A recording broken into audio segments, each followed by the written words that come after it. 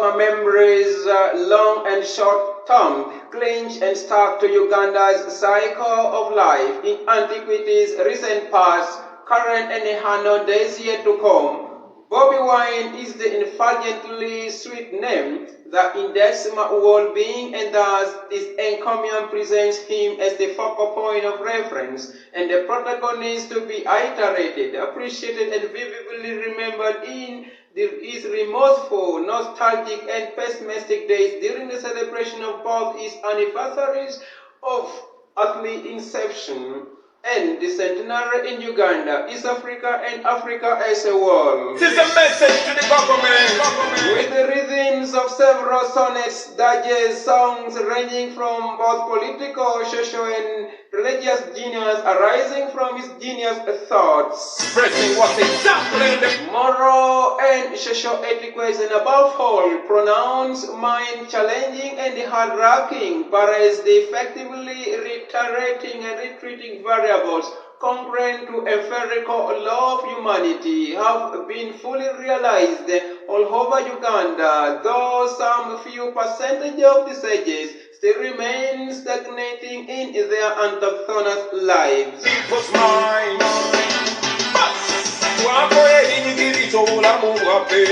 Not to repeat the story of the most brutal pains that Bobi Wine has ever endured as the Uganda's youth hero, series of sufferings that he underwent through during both his childhood as a lad, a man, and as a freedom fighter in the general challenges that inevitably affects human life.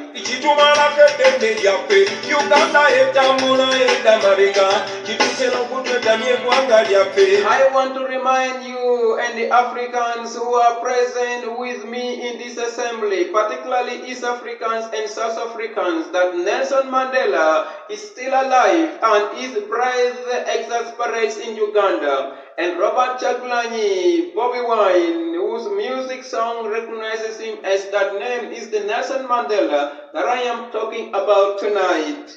Now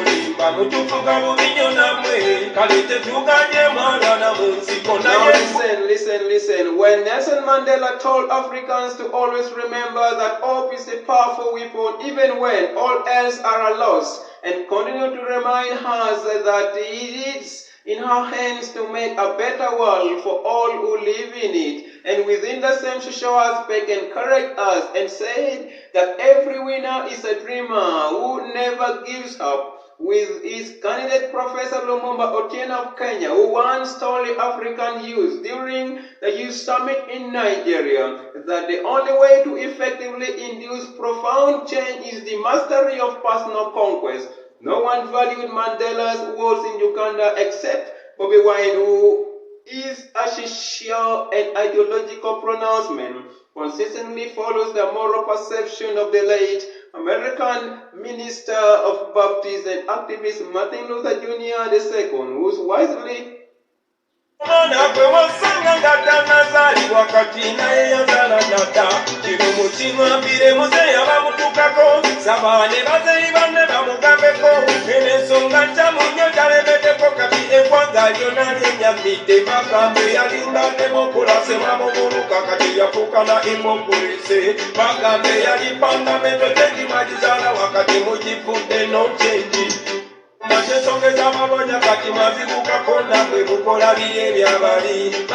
Martin Luther Jr. II, who wisely informed the world that people's lives begin to end the day when they begin to be silent about things that matter. It is on this ground that the illustrious traits empirically depicted in Bobi Wine brands him as the only remaining Ugandan paladin whose whole being is centered within the personalities of the great South African freedom fighter Nelson Mandela and the late American social activist Martin Luther Jr. II. I say we are fighting for freedom. We are fighting. The only Ugandan whose contemporary for freedom.